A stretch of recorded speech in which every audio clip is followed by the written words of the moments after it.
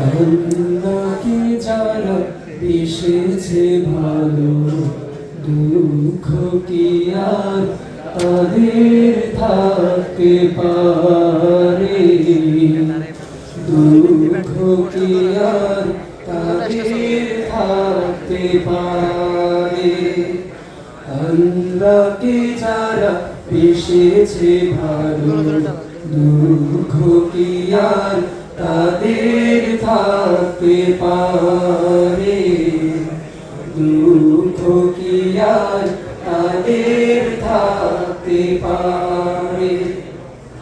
যারা রয়েছে মুখে কোরআনের বাণী, রয়েছে মুখে কোরআনের বাণী, হতাশা কি আর তাদের থাকতে পারে?